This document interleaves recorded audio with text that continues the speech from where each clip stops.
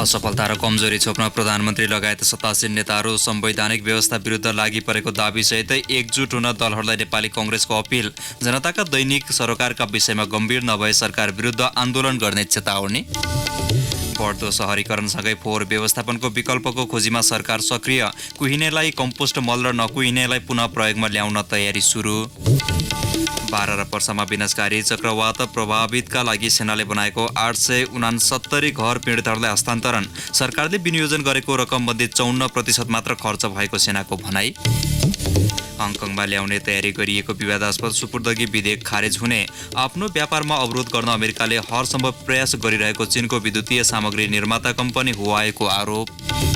र कुवेतसँग प्रतिस्पर्धा गर्दै नेपालले भोलि विश्वकप फुटबलको एसियाली छनौटको दोस्रो चरणको यात्रा सुरु गर्दै मोफसलमा हुने फुटबल प्रतियोगितालाई व्यवस्थित र नियमन गर्न इन्फाद्वारा नियमावली तयार।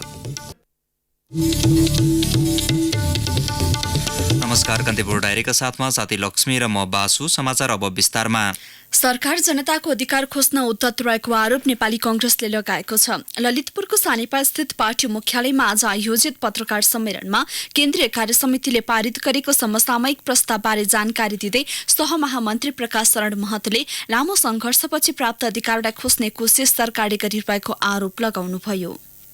नेपाली जनताले लामो संघर्ष पश्चात प्राप्त अधिकारहरूलाई खोज्ने, अभिव्यक्ति स्वतन्त्रतामाथि बन्देज लगाउने, जनताको माझबाट स्वस्फूर्त रूपमा विकसित सामाजिक, सांस्कृतिक र धार्मिक संरचनाहरूलाई ध्वस्त गर्ने कोसिस भएको छ। परराष्ट्र सम्बन्धमा नेपालको राष्ट्रिय आवश्यकता र स्वार्थहरूको सशक्त प्रतिनिधित्व गर्न नसक्दा अन्तर्राष्ट्रिय मञ्चमा नेपालको विश्वसनीयता खस्केको छ। अन्तर्राष्ट्रिय लगानी घटेको छ। उच्च ब्याजदर, उच्च कर र लगानीकर्ताहरूले कानुनी व्यवस्थालाई अनुसरणको साटो सरकारमा आसीनहरूको सेवा र शर्तमा ज्यादा ध्यान दिनुपर्ने बाध्यताले आन्तरिक र बाह्य लगानी निरुत्साहित भएको छ।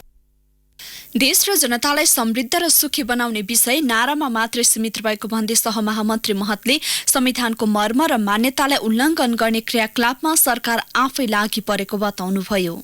वर्तमान कम्युनिस्ट सरकार माफिया र कमभन्दा कम समयमा बिना परिश्रम सम्पत्ति आर्जन गर्ने झुण्डको वरिपरि सीमित भएको छ। समग्रमा वर्तमान सत्ता नियन्त्रण निषेधमा आधारित एकदलीय मानसिकता र चरम शक्तिको केन्द्रीकरण र कुशासनको पर्याय बनेको छ।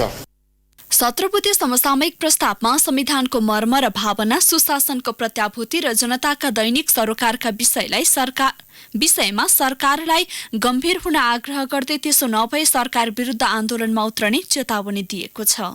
यो संवैधानिक संरचनालाई चाहिँ कुल्चने, अनिखेर कर्मचारी तन्त्रलाई तहस नहस पार्ने, संवैधानिक निकायहरूलाई 2/3 बलमा खबरदार 2/3 लगाइदेऊला भनेर चाहिँ आफ्नो छायामा राख्ने तमाम प्रवृत्तिहरू छन्। यो चाहिँ लोकतन्त्र विरोधी चाहिँ प्रवृत्ति, संविधान विरोधी चाहिँ प्रवृत्तिहरू हुन्। त्यस हुनाले मलाई लाग्दछ यसप्रति चाहिँ हामीले चाहिँ हाम्रो गम्भीर ध्यानाकर्षण भएको छ र सरकार सचिएन भने हामी गम्भीरताका साथ सदनमा पनि सडकमा पनि आन्दोलनकै रूपमा पनि जाने अवस्था पुग्छौँ।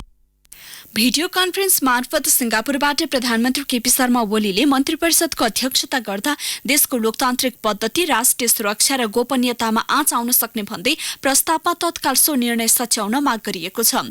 संसदमा प्रक्रियामा रहेको मिडिया काउन्सिल सम्बन्धी विधेयक सहितको संविधानको भावना र मर्म विपरीतका विधेयकलाई तत्काल सच्याउन कांग्रेसको माग छ।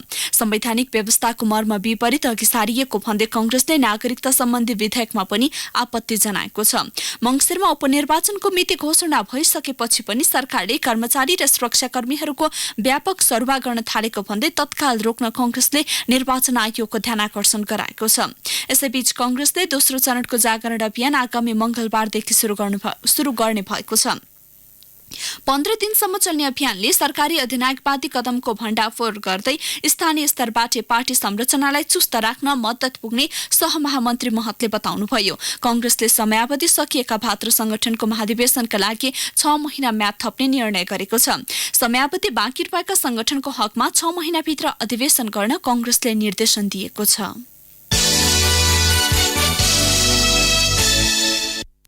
बढ्दो सहरीकरणसँगै फोहोरलाई ल्यान्डफिल साइटमा फालेर मात्र व्यवस्थापन नहुने भन्दै सरकारले विकल्प खोज्न सुरु गरेको छ। कुहिने र नकुहिने फोहोर छुट्याएर कुहिने फोहोरलाई कम्पोस्ट मल बनाउने र नकुहिने फोहोरलाई पुनः प्रयोग गर्न मिल्नेसम्म प्रयोग गर्ने गरी तयारीको काम भइरहेको वन तथा वातावरण मन्त्री शक्ति बस्नेतले संसदलाई जानकारी गराउनुभयो।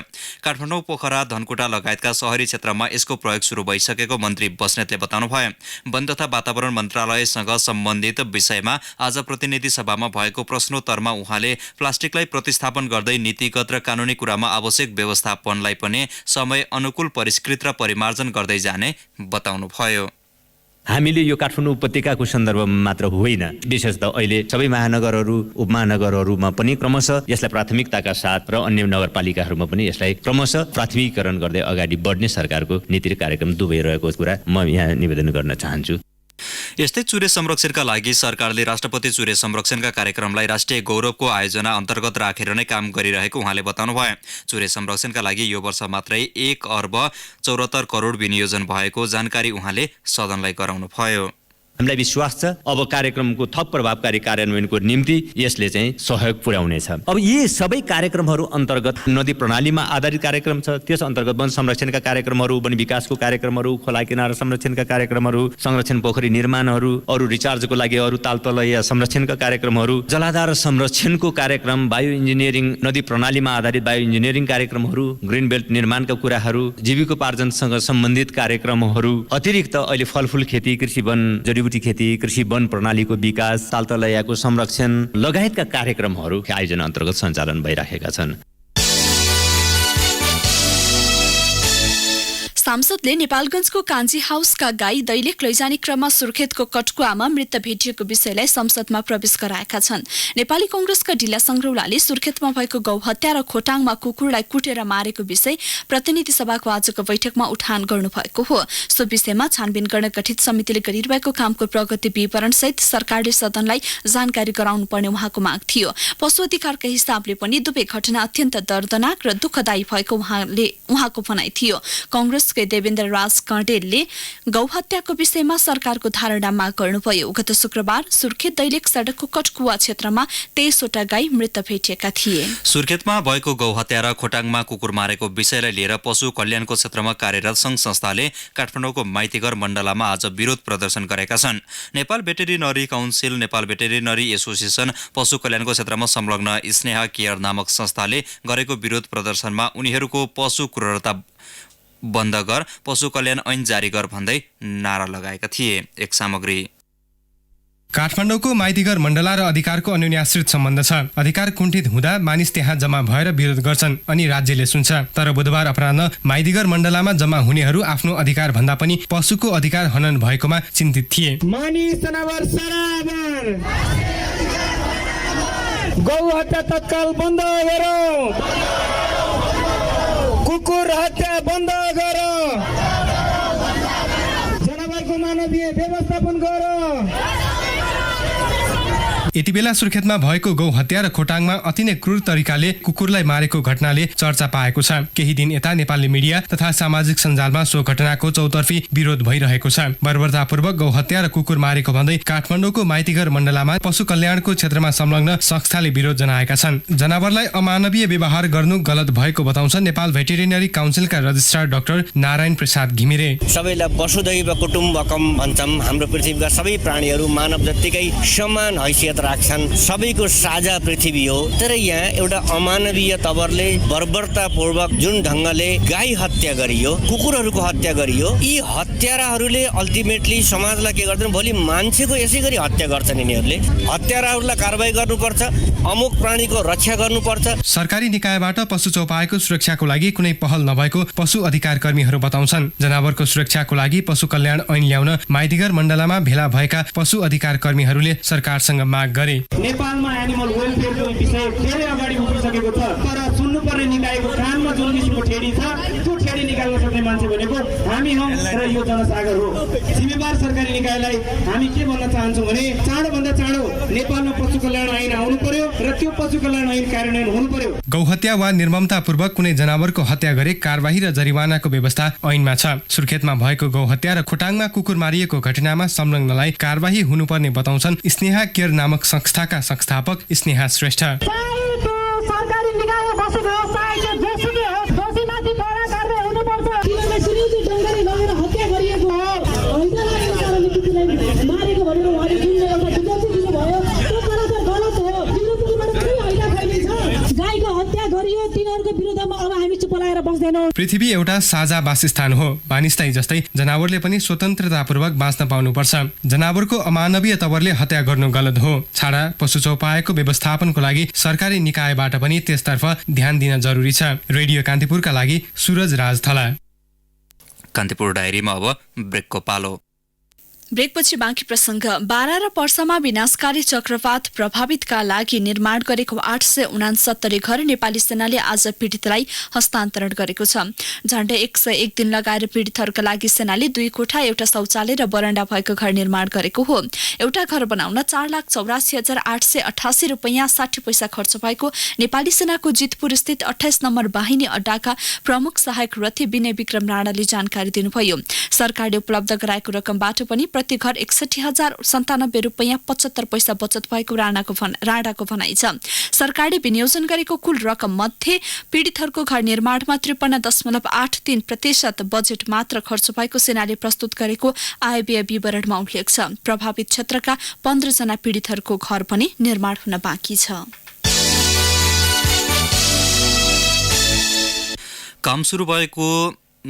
काम पुनः सुरु भएको 10 महिनाभित्र मेलम्चीको पानी काठमाडौँवासीका लागि वितरण गर्ने प्रतिबद्धता खानेपानी मन्त्रालयले गरेको छ। झण्डै 9 महिनादेखि अवरुद्ध मेलम्ची खानेपानी आयोजनाका विषयमा सार्वजनिक लेखा समितिले सिंहदरबारमा आज सरकारवालासँग गरेको छलफलमा मन्त्रालयका सचिव माधव बेलबासेले आयोजनाको काम पुनः सुरु भएको 10 महिनाभित्र पानी वितरण गर्ने बताउनु भएको हो। बैठकमा सांसदहरूले यतिका वर्ष ल्याउन नसकेको मेलम्चीको पानी अब भने आउँछ भन्ने आधार सचिव बेलबासीसँग माग गरेका थिए। आयोजनाको काम जतिसक्दो चाँडो अघि बढाउने तयारी भइरहेको भन्दै उहाँले पीडित मजदुरहरूको ज्याला सरकारले दिने तयारी भइरहेको जानकारी दिनुभयो। इटालियन कम्पनी सीएमसीले काम लगाएका 680 मजदुरको 3 करोड 20 लाख भुक्तानी दिनुपर्नेछ। मजदुरहरूले पहिलेको भुक्तानी नभएसम्म काम नगर्ने अडान लिइरहेका छन्। सचिव बेलबासेले मजदुरको रकम सरकारले बिहोर्ने भए पनि स्थानीय ठेकेदारको भने दिन नसकिने बताएका छन्। स्थानीय ठेकेदारको माग सम्बोधन नभए मेलम्चीको काम अघि बढाउन सहज छैन। पत्रकार शालिग्राम पुडासैनी आत्महत्या दुरुत्साहन मुद्दामा पाटन उच्च अदालत हेटौँडा इजलासले जिल्ला अदालत चितवनबाट कैफियत प्रतिवेदन झिकाउन आदेश गरेको छ। न्यायाधीश टेकराज नेपालको एक्लो इजलासले आज मुद्दा र आदेश सम्बन्धी सकल विवरण झिकाउन आदेश गरेको हो। पूर्वपक्षका लागि थुना बाहिर रहन धरोटी माग गर्ने जिल्लाको आदेश विरुद्ध टेलिभिजन कार्यक्रम प्रस्तुता रवि लामिछाने तथा पत्रकार युवराज कडेल हिजो उच्च अदालत गएका हुन्। पाटन उच्च अदालत हेटौँडा इजलासमा दिएको निवेदनमा धरोटी सहितका शर्तहरू खारेज हुनुपर्ने माग गरिएको छ। पत्रकार पुडासैनी आत्महत्या दुरुत्साहनको अभियोगमा जिल्ला अदालतले भदौ 9 गते लामिछानेलाई 5 र कडेललाई 3 लाख रुपैयाँ धरोटीमा छाड्न आदेश दिएको थियो। कर्णाली प्रदेशका मुख्यमन्त्री खड्गबहादुर खत्रीलाई पाटन उच्च अदालतले 5 लाख रुपैयाँ धरौटीमा छाडेको छ। नक्कली बैंक ग्यारेन्टी बनाएको अभियोगमा आज अदालतमा हाजिर भएका खत्रीलाई थुन्चेक बसपछि यस्तो आदेश भएको हो। उच्च अदालतले गत साउन 27 गते 3 वर्ष 3 दिनभित्र हाजिर हुन आदेश दिए पनि मन्त्रीबाट बर्खास्त भएपछि मात्र खत्री आज अदालत पुग्नु भएको थियो। खत्रीको बयानपछि थुन्चेक बस भई धरौटीमा छोडिएको अदालतका रजिस्ट्रार बाबुराम दाहालले जानकारी दिनुभयो। कृषि विकास बैंक भोजपुरको नाममा 1 करोड 10 लाखको किर्ते बैंक ग्यारेन्टी बनाएर खत्री लगायत व्यक्तिले जिल्ला प्राविधिक कार्यालयमा पेश गरेको अभियोग लागेको छ। सोही अभियोग र अदालतको आदेशपछि कर्णालीका मुख्यमन्त्री महेन्द्र बहादुर शाहीले साउन 31 गते खत्रीलाई पदमुक्त गर्नुभएको थियो। दैनिक सयौंको संख्यामा उपचारका लागि संक्रमितहरू अस्पताल जाने गरे पनि मुलुकभर 249 जनामा मात्र डेंगू संक्रमण भेटिएको सरकारी अध्ययनले देखाएको छ। काठमाडौँको एपिडियोमियोलोजी तथा रोग निवारण महाशाखाले सार्वजनिक गरेको पछिल्लो एक साताको तथ्याङ्क अनुसार कास्कीमा सबैभन्दा धेरै 116 जना डेंगूका संक्रमित छन्। चितवनमा 40, मकवानपुरमा 23, काठमाडौँमा 13, मोरङमा 7, रूपन्देहीमा 6 र सुनसरीमा 4 जनामा डेंगू संक्रमित पुष्टि भएको महाशाखाले जनाएको छ। त्यस्तै अछाममा 2 तथा बैतडीमा 1 जनामा मलेरिया भएको छ। चितवनमा 10, पाल्पामा 8 तथा रूपन्देहीमा 6 जनामा स्क्रब टाइफसको संक्रमण देखिएको छ। काठमाडौँको टेकुस्थित शुक्रराज ट्रपिकल तथा सर्वरोग अस्पतालमा मात्र दैनिक 150 को हाराहारीमा डेंगू संक्रमण भएका बिरामी उपचारका लागि जाने गरेका छन्। यसअघि प्रसारित समाचारमा कर्णाली प्रदेशका पूर्व मन्त्री खड्कबहादुर खत्री हुनुपर्नेमा अन्यथा भएकोमा सच्याइएको छ। अब बाँकी प्रसङ्ग। सुन तस्करले विभिन्न तरिकाबाट सुन तस्करी गर्ने गरेको नयाँ तथ्य फेला परेको छ। आज बिहान त्रिभुवन विमानस्थलबाट 1 जनालाई चक्कुको बेडमा सुन ल्याएको अवस्थामा प्रहरीले नियन्त्रणमा लिएको छ। कास्की घर भएका 53 वर्षीय सन्तोष नेपालीलाई आधा किलो सुनसहित नियन्त्रणमा लिएको विमानस्थल प्रहरीले जनाएको छ। कतारको दोहाबाट नेपाल एयरलाइन्सको विमानबाट काठमाडौँ उर्लिएका नेपाली को झोलामा रहेको 2वटा चक्कुबाट सुन फेला परेको हो। पक्राउ परेका नेपालीलाई थप अनुसन्धानका लागि राजस्व अनुसन्धान विभागमा बुझाइसकिएको प्रहरीले जानकारी दिएको छ। तस्करहरूले पछिल्लो समय विभिन्न नयाँ तरिका अपनाएर सुन तस्करी गर्ने गरेका छन्। पाँचथरको फिदिम नगरपालिका 3 लाली खर्कमा अवस्थित संघीय सरकारको मातहतमा रहेको चिया विस्तार आयोजनासँग 164 रोपनी जमिन र सुविधा सम्पन्न कार्यालय भवनसँगै पर्याप्त प्राविधिक कर्मचारी र श्रमिक छन्।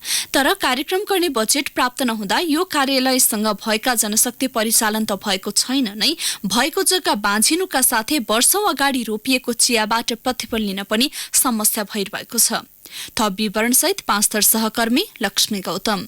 संघीय सरकार मातहत रहेको यो कार्यालयमा 164 रोपनी जग्गा र सुविधा सम्पन्न कार्यालय भवनमा प्राविधिक सहित 5 कर्मचारी र 5 मजदुर छन्। यतिको स्रोत साधन र जनशक्ति रहेको यो कार्यालयको गतिविधि भने शून्य प्राय छ। आयोजनाले झन्डै 3 दशक अघि फिल्मको 100, चिलिङदिनको 35 र 1 मा रहेको 29 मध्ये 8 गरी 143 रोपनी जग्गालाई नमुना प्लटका रूपमा विकास गर्न भन्दै चिया रोपेको छ। आवश्यक गोडमेल र स्याहार हुन नसक्दा रोपिएको चियाबाट पनि सोचे जस्तो आम्दानी लिन सकेको छैन। कार्यालय प्रमुख प्रेम थिङ। हाम्रो प्राविधिकहरू कफी र चिया दुईटैलाई सेवा दिन सक्षम छन्, तर अलिकति बजेट अभावको कारण सोचे अनुसार काम गर्न सकिरहेको छैन। यो कार्यालयको उद्देश्य चिया र कफी खेती विस्तारका लागि नयाँ प्रविधिको परीक्षणसँगै नर्सरी स्थापना, बिरुवा रोप र हावापानी सुहाउँदो प्रविधि परीक्षण गर्नु हो। यो सँगै चिया र कफी खेतीमा लागेका किसानलाई प्राविधिक परामर्श दिन तालिम गोष्ठी र सेमिनार सञ्चालन गर्ने पनि यस कार्यालयको कार्यक्षेत्रमा पर्दछ। तर यो कार्यालयमा न कुनै सेवाग्राही प्रविधि सिक्न आउँछन्, न त कर्मचारी नै किसानका घर दैलोमा पुग्छन्। कार्यक्रम र गतिविधि सञ्चालन गर्ने बजेट नहुँदा कर्मचारी तलब खाएर बस्न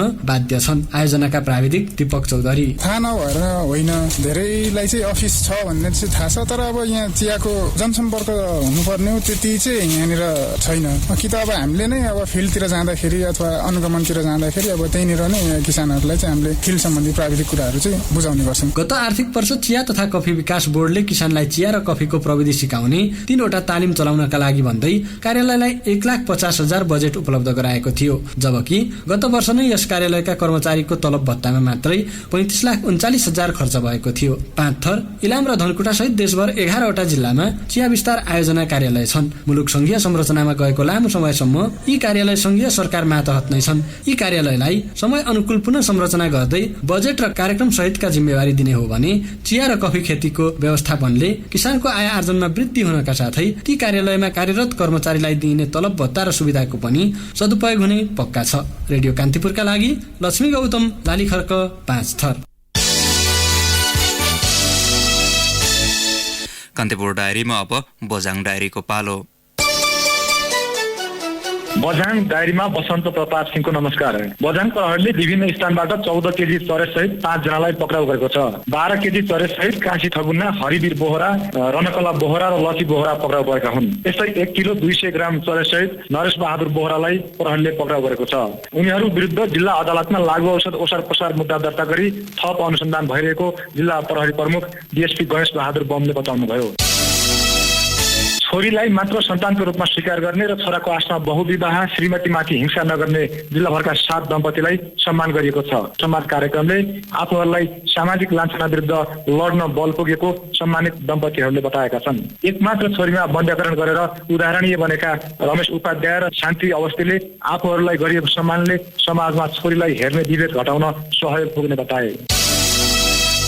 जनप्रतिनिधिहरूको दबावमा सरुवा भएका प्रमुख जिल्ला अधिकारी सुरेश सुनारको विदाई भने स्थानीयले सम्मानका साथ गरेका छन्। यसअघि कुनै पनि सिडिओलाई जिल्लावासीले त्यसरी विदाई गरेका थिएनन्। सुनारलाई विदाई गर्न जयपृथ्वी नगरपालिका, तलकोट, मस्टा, दुर्गाथली, सुर्मा, खतर, छान्ना, 26 पाथिभेरा लगायतका स्थानीय तहबाट स्थानीयहरू सदरमुकाम पुगेका थिए। सिडिओ सुनारले जिल्लामा जथाभावी चलाएका डोजर नियमन गर्न थालेपछि रुष्ट भएका जनप्रतिनिधिहरूले उनको सरुवाका लागि गृह मन्त्रालयमा 1 महिनासम्म आएका थिए। सुदूरपश्चिम प्रदेश सरकारले रेडियो, एफएम र टेलिभिजन प्रसारण सम्बन्धी ऐनको मस्यौदामा बझाङका सरोकारवालासँग सुझाव सङ्कलन गरेको छ। आन्तरिक मामिला तथा कानुन मन्त्रालयको आयोजनामा गरिएको सुझाव सङ्कलन कार्यक्रममा सहभागीहरूले ऐनको विभिन्न दफामा सुझाव दिँदै ऐनलाई व्यावहारिक र संविधानको मर्मलाई कार्यान्वयन गर्ने खालको बनाउनु पर्नेमा जोड दिएका थिए। हवस् त, आजलाई बझाङ डायरी यति नै। बसन्त प्रकाश सिंह बिदा हुन्छु। नमस्कार। बझाङ डायरीपछि कान्तिपुर डायरीमा पुनः ब्रेकको पालो। ब्रेकपछि अब आर्थिक प्रसङ्ग। पछिल्लो 1.5 महिनादेखि निकै उतार चढावका बीच कारोबार हुँदै आएको सुनको मूल्य आज फेरि 1,000 रुपैयाँले बढेको छ। सुनको मूल्य आज एकै दिन प्रतितोला 1,000 रुपैयाँले बढेर 73,500 रुपैयाँमा पुगेको सुनचाँदी व्यवसायी महासंघले जनाएको छ। सुन हिजो प्रतितोला 72,500 रुपैयाँमा कारोबार भएको थियो। चाँदीको मूल्यमा पनि प्रतितोला 45 रुपैयाँले वृद्धि भएको छ। अर्थमन्त्री युवराज खतिवड़ाले मुलुक संघीय संरचनामा गएपछि राज्यका स्रोत साधन प्रदेश तथा स्थानीय तहमा समान वितरण भएको र सोही अनुरूप आर्थिक वृद्धि पनि समान भएको दावी गर्नुभएको छ। बेलायत सरकारको department for international development DFID का स्थायी सचिव म्याथ्यू जोन राईक्रफ्टसँग मन्त्रालयमा भएको भेटमा अर्थमन्त्री खतिवड़ाले संघीय संरचना बमोजिम प्राकृतिक स्रोत साधनको यथोचित बाँडफाँड समान रूपमा भएको दावी गर्नुभयो। तीनै तहमा कार्यक्रम खर्च र लेखा प्रणालीलाई व्यवस्थित गर्ने प्रयास भइरहेको उहाँको भनाइ थियो। मन्त्री खतिवड़ाले संघीयता कार्यान्वयन गर्न निर्माण भएका कानून तथा नीतिको प्रभावकारी रूपमा व्यावहारिक कार्यान्वयन गर्न सीमित स्रोत र साधनका बीच केही चुनौती रहेको बताउनुभयो। अब अन्तर्राष्ट्रिय प्रसङ्ग। हङकङमा ल्याउन तयारी गरिएको विवादास्पद सुपुदर्गी विधेयक खारेज हुने भएको छ। प्रमुख कार्यकारी क्यारी लामले सो विधेयक खारेज गर्ने बताउनु भएको हो। हङकङमा गत अप्रिलमा सो विधेयक ल्याउने तयारी भएपछि प्रदर्शन सुरु भएको थियो। प्रदर्शन चर्किएपछि विधेयक स्थगित गरिए पनि पूर्ण खारेजीको मागसहित अहिले पनि आन्दोलन जारी छ। व्यापक विरोध प्रदर्शनपछि टेलिभिजन मार्फत सम्बोधन गर्दै प्रमुख कार्यकारी लामले विधेयक खारेज गर्ने प्रतिबद्धता जनाउँदै प्रदर्शनमा भएको भनिएको प्रहरी दमनको पनि छानबिन गर्ने बताउनुभयो। आपराधिक गतिविधिमा संलग्नलाई कारबाहीका लागि चीन सुपुदर्गी गर्ने प्रावधान सो विधेयकमा उल्लेख थियो। अमेरिकाले आफ्नो व्यापारमा अवरोध गर्नका लागि हर सम्भव प्रयास गरिरहेको आरोप चीनको विद्युतीय सामग्री उत्पादक कम्पनी हुवाईले लगाएको छ। हुवाईले विज्ञप्ति जारी गरी अमेरिकाले साइबर आक्रमण गर्नुका साथै कर्मचारीलाई धम्क्याएको आरोप लगाएको छ। अमेरिकाले व्यापारको कालो सूचीमा राखेको हुवाईले आरोप प्रमाणित गर्ने तथ्य भने पेश नगरेको बीबीसीले उल्लेख गरेको छ। अमेरिका र चीनबीच पछिल्लो समय जारी व्यापार युद्धको बढी मारमा हुवाई परेको छ। हुवाईको विज्ञप्तिमा अमेरिकाले अवैधानिक रूपमा आफ्ना कर्मचारीलाई बन्दी बनाएको, इन्टरनेटको सूचना प्रणालीमा पहुँच पुर्याउन साइबर आक्रमण गरेको र संघीय जासुस ब्युरोका सदस्यलाई कर्मचारीहरूको घर घरमा पठाएर कम्पनीको सूचना सङ्कलन गरी दिन दबाव दिएको लगायत उल्लेख छ। यसबारे अमेरिकी अधिकारीहरूले भने अहिलेसम्म कुनै प्रतिक्रिया नजनाएको बीबीसीले जनाएको छ। अब खेल समाचार। नेपालले भोलि कुवेतसँग प्रतिस्पर्धा गर्दै विश्वकप फुटबलको एसियाली छनौटको दोस्रो चरणको यात्रा सुरु गर्दैछ। खेलअघिको पत्रकार सम्मेलनमा मुख्य प्रशिक्षक इभान कालिनले आफूहरूसँग भएको स्रोत साधनलाई प्रयोग गर्दै प्रशिक्षण गरेकाले आफूहरूले गरेर देखाउने बताए। कुवेतको घरेलु मैदानमा हुने प्रतियोगिताका लागि आफूहरू तयार भएको नेपाली टोलीका मुख्य प्रशिक्षक कालिनले बताएका छन्। कुवेत बलियो टोली भए पनि नेपाली टोलीले कडा परिश्रम गरेकाले प्रदर्शन पनि राम्रो हुनेमा उनी आशावादी छन्। यस्तै नेपाली टोलीका कप्तान किरण सेम्जोङ कुवेतसँग मैत्रीपूर्ण खेल खेलिसकेकाले पनि भोलिको प्रतीक्षामा रहेको बताए। यस्तै कुवेतका मुख्य प्रशिक्षक रोमियो जोजाकले नेपाल राम्रो प्रतिस्पर्धी भएकाले यसका लागि आफूहरूले 13 महिना अघिदेखि नै तयारी गरिरहेको बताएका छन्। मफसलमा हुने फुटबल प्रतियोगितालाई व्यवस्थित र नियमन गर्न अखिल नेपाल फुटबल संघ एन्फाले नियमावली तयार पारेको छ। एन्फाले आज एक विज्ञप्ति जारी गर्दै मफसल फुटबल प्रतियोगिता नियमावली 2076 जारी गरेको हो। नियमावली अनुसार प्रतियोगितालाई 3 वर्गमा विभाजन गरिएको छ। क वर्गको प्रतियोगिता गर्न 1 देखि 6 स्थानका 6 वटा ए डिभिजन क्लब, प्रदेश र मफसलका 1 क्लब तथा आयोजक र सम्भव भए एउटा अन्तर्राष्ट्रिय क्लबलाई समेट्दै 10 वटा क्लब हुनुपर्नेछ। ख वर्गमा ए डिभिजनका 1 देखि 6 सम्मका 2 वटा, 7 देखि 10 का 2 वटा र 11 देखि 14 सम्मका 2 क्लबलाई समावेश गर्नुपर्नेछ। सम्भव भए एउटा विदेशी आयोजक, मफसल र प्रदेश टिमका 1-1 टोली गरी 10 टिम हुनुपर्नेछ। ग वर्गका कम्तीमा 8 टोली सहभागी हुनुपर्नेछ। ए डिभिजनका 1 देखि 6 सम्मका 1 टोली, 7 देखि 10 का 2 क्लब, 11 देखि 14 का 2 क्लब समावेश हुनुपर्नेछ। नियमावली अनुसार क वर्गको प्रतियोगिता गर्न खेलाडी, अफिसियल, म्यानेजर, डाक्टर गरी 25 जनालाई अनिवार्य सुविधा दिनुपर्ने। खले 24 र ग वर्गले कम्तीमा 21 जनालाई सुविधा दिनुपर्नेछ। यस्तै क वर्गको प्रथम पुरस्कार राशि 10 लाख, ख वर्गको 8 लाख र ग वर्गको 6 लाख हुनुपर्नेछ।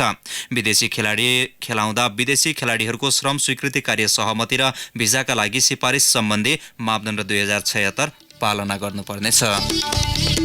जाँदा जाँदै news maker of the day. The news maker of the day.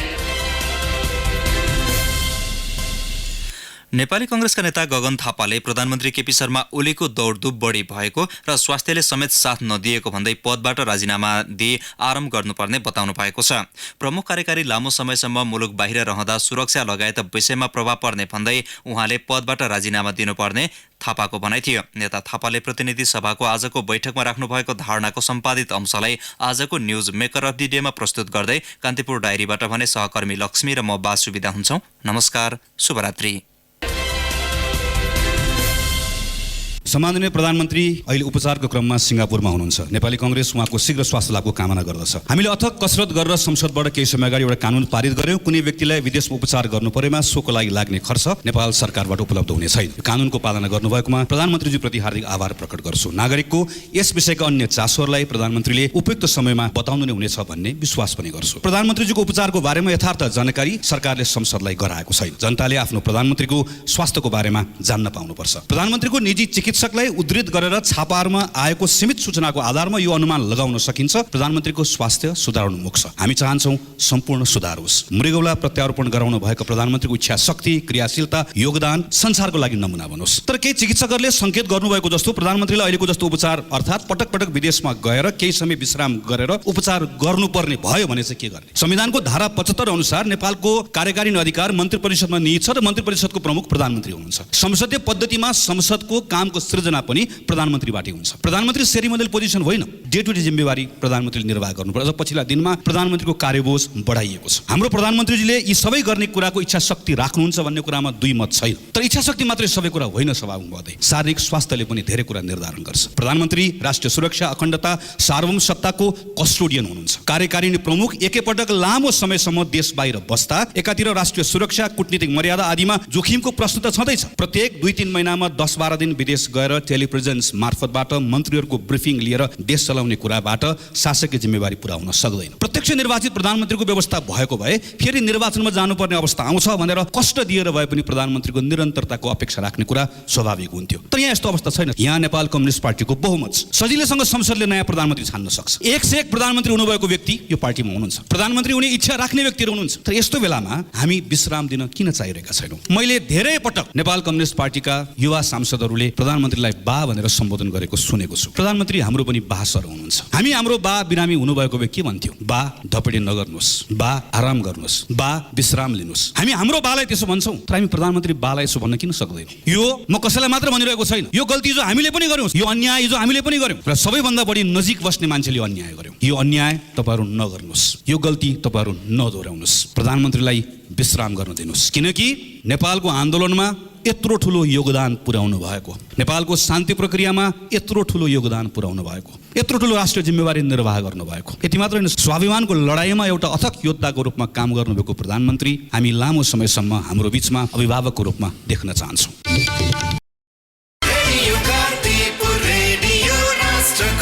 सूचना र मनोरञ्जनको संवाहक रेडियो राष्ट्रको रेडियो कान्तिपुर।